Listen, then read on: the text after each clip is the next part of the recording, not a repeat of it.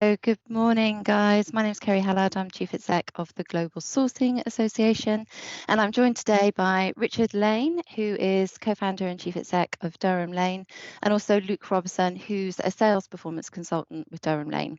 So the GSA has joined forces with Durhamlane, looking on the importance of selling on value, specifically in this sort of COVID-19 environment. So one of the things that we think at the GSA is really important is to remain focused on on the customer and the customer requirements, and to stay focused on brand development during this time. I think quite a few companies immediately retrenched and withdrew from their focus on investing in their brand and perhaps some of their sales efforts, which I believe is completely the wrong thing to do.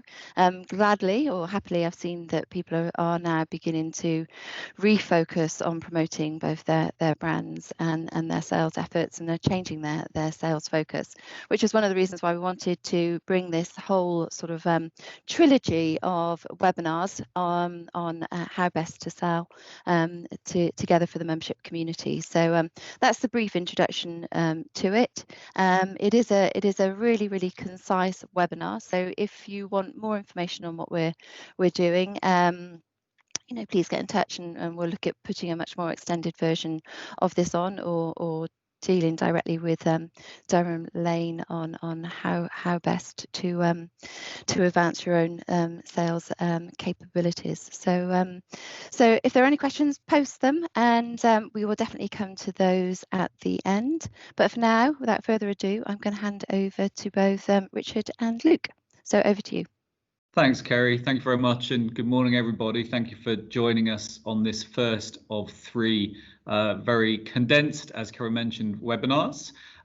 This series really came about from discussions that Kerry and I were having around right at the beginning of COVID, really focused around the hashtag Never Stop Selling, because we are a sales performance organization. We operate at the front end of sales for our customers, creating qualified opportunities on their behalf. And what we recognized early on in the COVID pandemic was the need to make sure you continue to sell. Our methodology, selling at high level, is a value-based or customer-centric sales methodology. We're going to share that with you this morning. We've got a deck to run through. I'm going to run pretty fast, but we will be very happy to share these slides, and as Kerry mentioned, pick up any conversations post session. And finally, just want to thank Kerry and Abby and the team for allowing us to be their partner for this series. So we're excited about making it happen. In terms of your guides for these sessions, I'm joined here by my colleague in a socially distanced way, Luke Robinson. We are back in the office. We're in phase 3 of our full-phased return to work from a COVID development point of view, but we're going to guide you through on this series. We've picked three topics to cover, and it's today, it's the same time next week, and the same time the week after. Today's around selling on value. Next time it's about running a virtual sales meeting, which I'm guessing many of you will be doing, since it's now become the de rigueur way of working is through Teams or Zoom, or occasionally for the old school through WebEx. And then thirdly, really importantly, a topic that's very close to my heart, which is around creating qualified opportunities, spending your time where you can be most successful. And we have a really simple framework that we'll share with you, which I can guarantee you will help you have better business conversations. So all three sessions linked, hence the Venn diagram. And today we're going to start with selling on value. What we're going to look at, really 4 key areas, as I mentioned, we're going to run through pretty fast, but we're going to talk really about mindset and process. So I'm going to start by looking at some of what we call the most destructive sales behaviors. It's some research from McKinsey that came out, and I think is still very valid. Going to talk about how the world of the buyer is changing very rapidly and continues to change. We're going to share our methodology with you at a very high level, and then share with you our mantras, which we've designed really to help make sure that we our teams and our customers can develop and maintain a winning mindset. As Kerry mentioned, please feel free to put any questions or comments in the chat. I'm going to start my stopwatch, so I'm going to keep myself honest in terms of timings, and let's get going. So, I'm going to start off by saying that many salespeople are still getting it wrong, and I've been saying this unfortunately for quite a long time. And I think we're in a much better place than we were. But one thing I will come to at the end is that selling is a human behavior. We have a slide that we would use in a larger version of a session similar to this, where it shows all the different types of technology we have available to us. But actually, at the end of the day, it's a human endeavor. And some research from McKinsey came out, a while ago now, but they went out to 1,200 buyers of business-to-business services.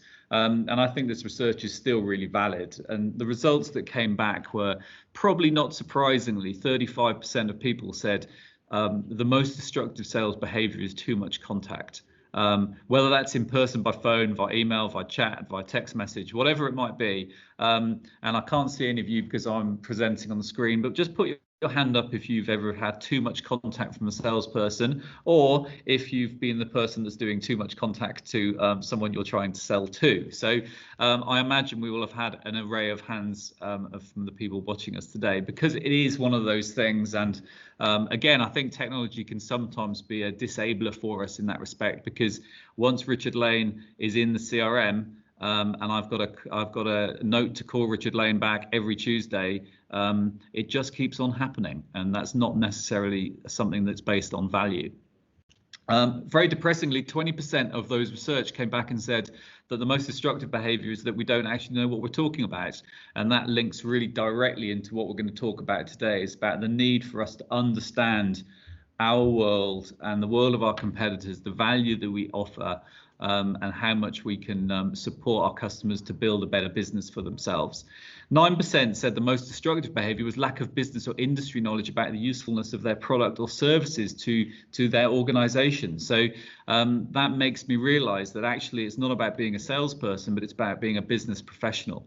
And it's really important for us to be understanding of how we can help someone to improve their business to be successful, and that enables us to sell with value.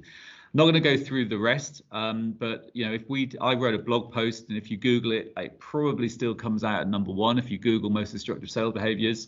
And I looked at those top 3, or those first 3 that I've mentioned, and I just repurposed it and thought, well, what if we said, look, it feels like there's potentially a good fit between us here. What would be the next steps? What would have to happen? Let's not get caught in that too much contact. Secondly, let's know our stuff. Let's continually be developing ourselves. As Stephen Covey says, let's sharpen the saw. And thirdly, it's really important we understand not just our world, but the world of our customers. Just by doing those 3 better than others, then we will become excellent salespeople. When you add to the fact, or look at the other side of the selling world, then the world of engagement continues to change rapidly. And I've got 5 stats for you on the screen there. 67% of the buyer's journey is now digital. Even more so in this is a pre-COVID slide. I wonder what it looks like now, because obviously so much more has gone digital in the last 6 months. Business-to-business buyers are 57% of the way through a buying decision before they actively engage with a vendor. That comes from serious decisions. So much more of the sales process is conducted before they've actually spoken to anyone in your organization. So that should have us thinking about, how do we articulate our offer? How do we make sure that we're helping people to select us as one of their purchasing choices before they've actually spoken to anyone? The average buying group within an organization in the B2B world has doubled since 2014, and potentially has got even higher again through COVID. So now 10.2 people involved in a sale, and that comes from Gartner. The sales process is taking longer, and really interestingly, I think the sales and marketing tech stack has absolutely mushroomed. So you've gone from 150 up to 7,000 different tools. It will be way more than that now. There seems to be a piece of technology to help us be better salespeople. But at the end of the day, where we're going to spend our time for the rest of this morning is around the human part of sales.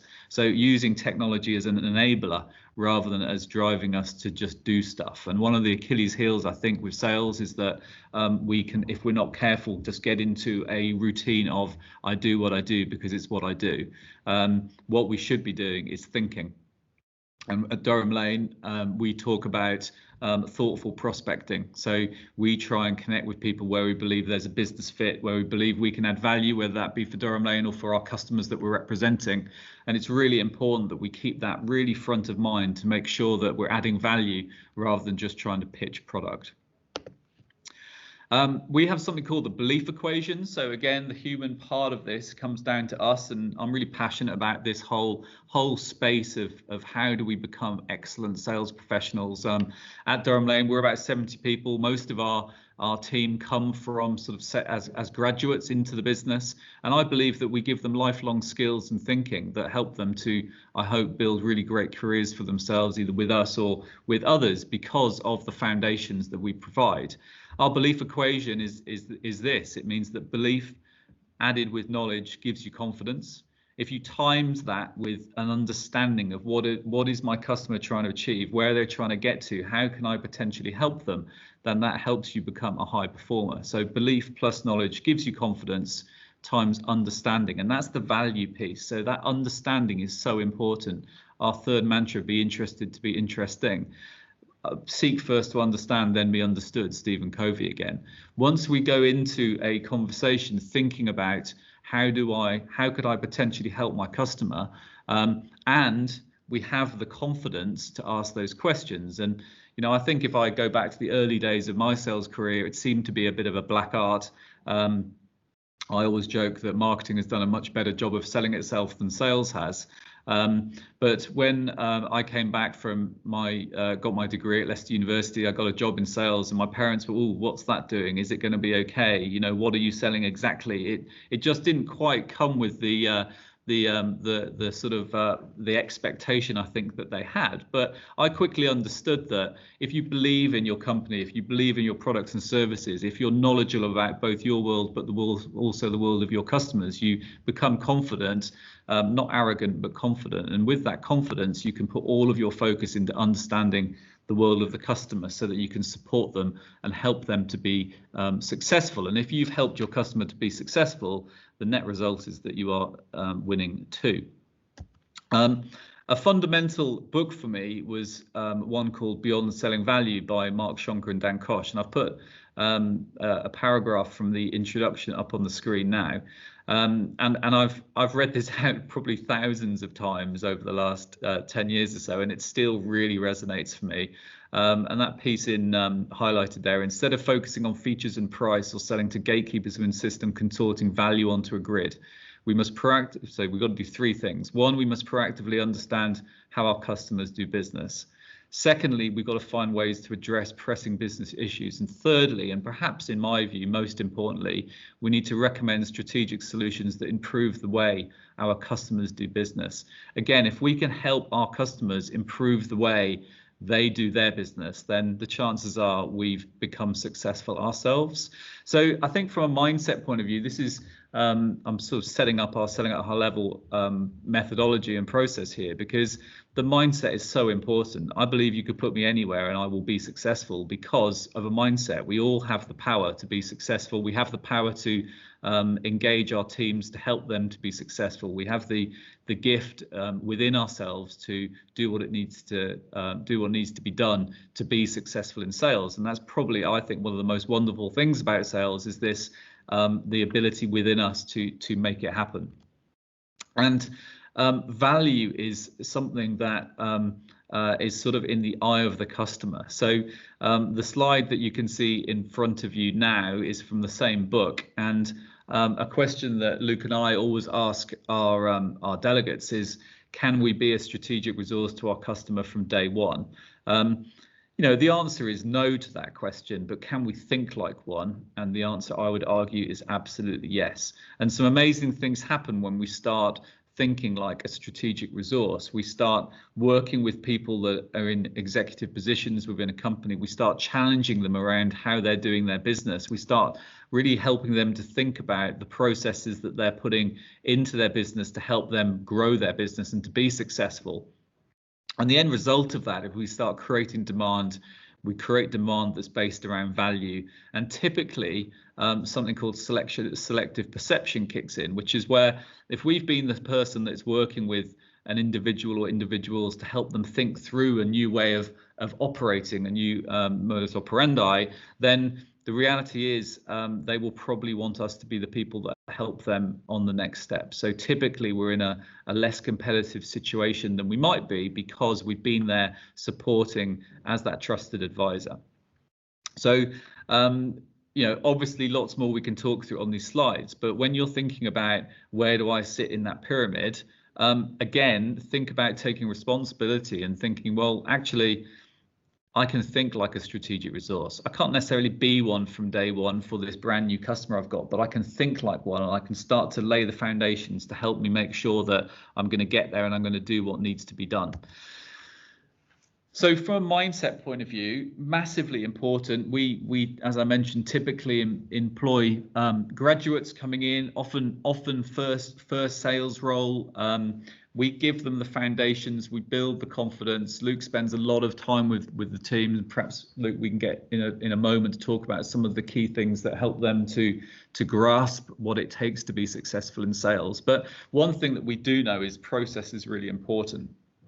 And you may have heard of something called the AIDA marketing model. It's about 120 years old, so it will be older than any of us, but it's been around obviously a long time. And this is really how they say people buy from us. So the first A stands for attention or awareness.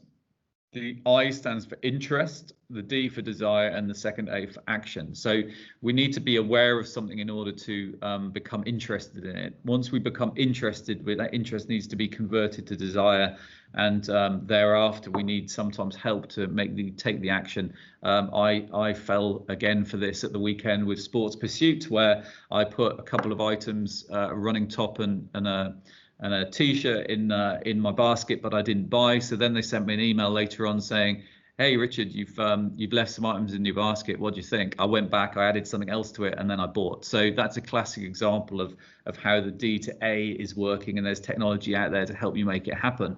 I challenge you, following this morning's webinar, go out, get yourself a coffee, walk around the block, make a coffee, whatever it is if you're based at home, and the next time you buy anything, just walk it through the AIDA model, because the reality is you will probably have happened, whether it's in a nanosecond or whether it's a much bigger purchase which takes a lot more time, you will probably have gone through the AIDA model when it comes to purchasing something.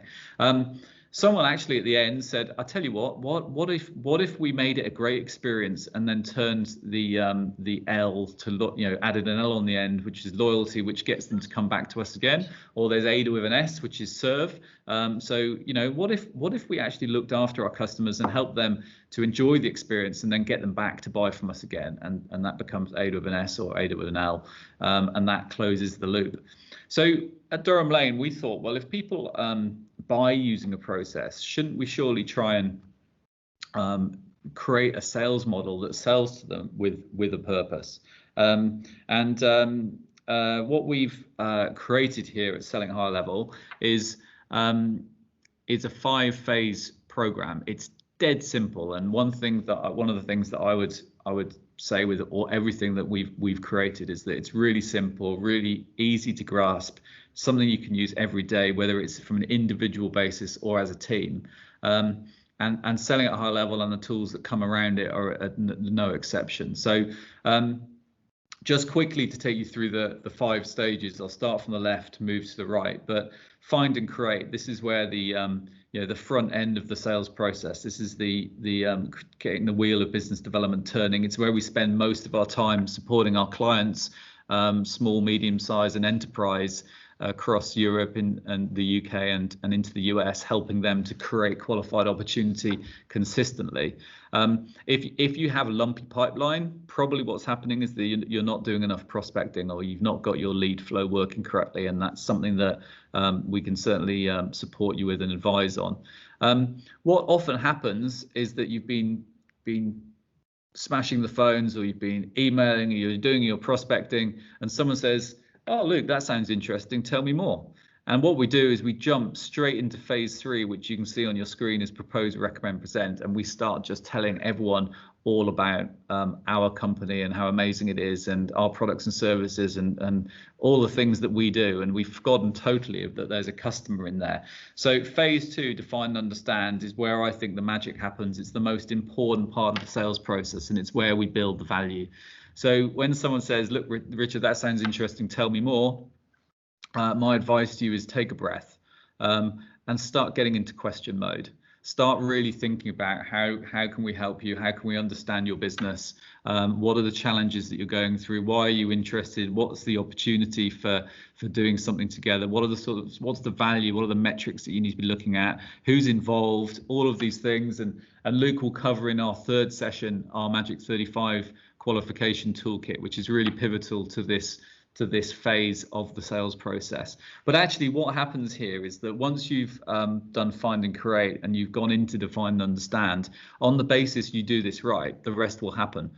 Because once I've understood that there's a problem or a challenge, my next step is to make you a recommendation which outlines that. It demonstrates that I've listened to you, that I've understood your challenge. It outlines what a recommendation or a solution from us can look like. I will share with you the investment, maybe at early stages at ballpark level, as we're further down the line at a more detailed level that will be needed in order to solve the problem that you have. I will tell you what you should expect to receive in return for that investment, because we always want to know that, don't we? And then I will advise you what I believe the right next steps should be. So that obviously means that we've then got a template and a blueprint that we can work together from a plan, so we avoid those 35% of people that said the most destructive behavior was too much contact.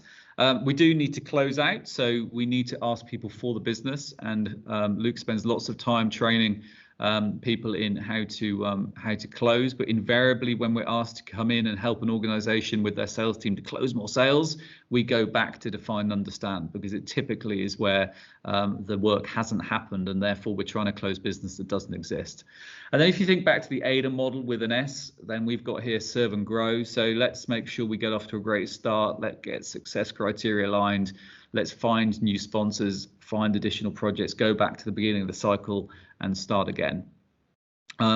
We have lots of tools that sit in each of those 5 phases. We have qualification, we have core skills, there's all the performance management and everything else that you would expect. But 5 phases that, again, you can use individually, you can use as a team, you can use it to manage where you are. We have this baked into our CRM process from a Durhamlane perspective. We have global clients that have implemented selling at a high level across their global estate to help them manage their business as well. Very simple and hopefully very intuitive, and really all focused around value and around a customer-centric approach. And that really is in that define and understand piece, although it feeds through into find and create in terms of the people that we want to be engaging with in the first place. So, you know, that's a rapid whistle-stop tour to selling at a high level, but hopefully there you can see in those 5 phases how that can work very intuitively. But one thing I'm going to want to come back to, and I'm going to bring Luke in here if I may, is around developing and maintaining the right mindset, because we can provide process and we can provide tools and techniques, but actually at the end of the day, it's about getting people doing the right things every day that makes life successful. So I thought what I'll do, and I haven't actually prepped Luke on this, so it's going to be a surprise for him. But I thought I'm just going to pick out a couple of mantras, and then maybe I'll ask Luke to pick out one for himself, just to talk through as well, so that we can explain how we work here. But you know, my one that I'll pick out is mantra number 1, which is business fit, business value, developing long-term relationships. From a value-based point of view, that is so important, because that changed my world really when I realized that I was going to connect and try and speak with people where I believed potentially there was a fit, and where I believed that we could add more value to what I was expecting them to spend with us, and I was interested in long-term relationships. Then I thought, well, if someone's not interested, it's sort of not my problem, because I've done my research. I believe there's a potential fit. I believe that I can add more value to their business than they're going to spend with us. If they're not interested because they're not even willing to hear me because I'm a salesperson and they've just put the barrier up, then I'm not going to give up because I believe there's a fit, but I'll just come back another day and I'll go through. So that for me is a massively empowering mantra. It's one thing that as a new salesperson, if you get and understand that, then actually the fear of prospecting, which many people have, can dissipate, and that's really important. I think the second one I'll pick is be interested to be interesting. Again, from a value-based point of view, I sort of nicked this slightly, I guess, from Stephen Covey: seek first to understand, then to be understood. Again, from a define, understand place in our methodology, hugely important. The more interested we are in other people, seemingly the more interested we become to them. The more question-based we can be, the more likely we are going to spend our time understanding their challenges and ambitions versus just trying to sell them something. And that's really not where we succeed. So those are two that spring to mind for me. Luke, do you want to talk through? Yeah, certainly. So sales mantra number 7, which is bottom left, is estimate, then validate, never assume. We've got some stats around various salespeople, and I think we spend around 50% of our time on deals that actually won't close. So basically what we're doing is we're running around, we're kissing frogs. We're chasing imaginary revenue based on an exciting conversation that we've had, but we never actually validated what the opportunity looked like commercially. So in terms of a qualification process, just because you look at an organization, they said that they're interested, you know that they're cash rich, doesn't necessarily mean that they want to spend the money on your product, service, and your solution. So we've got to run it through a qualification process, which we will be covering in our session or in our third session. And it's so important that we estimate, then validate, and never just assume that an opportunity exists. We have to accurately qualify it. And just going back to the previous slide as well and looking at it's up to you. We spend so much time trying to improve and develop people's mindsets, but people then just forget what they're doing and go back to what they've always done in sales conversations and don't actually implement the learning. So we can teach you all of the science in the world, we can teach you all of the tools and all of the techniques, but it's actually up to you to make the change. It's up to you to give it a go. And we always say that, become the salesperson that you want to become. So yes, that's great. Let me give it some context in my world, but let it make it fit with my style, my personality, and it will become a lot more natural when you are trying to deliver a new technique. Brilliant. Thank you, Luke.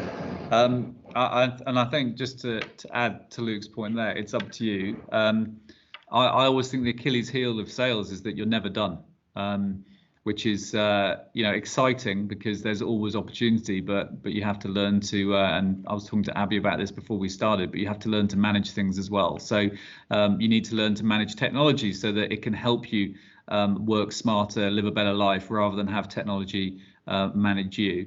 But at the end of the day, it's up to you. You can now, at the end of this webinar, you can pick up the phone and have a call with one of your customers or a potential prospect. You could build a list of potential customers where you believe there's a great business fit based on what you know of them and what you know of your company. You can then start making some prospecting calls. You can start making some LinkedIn connections and doing things. But ultimately, we have to get back to making things happen.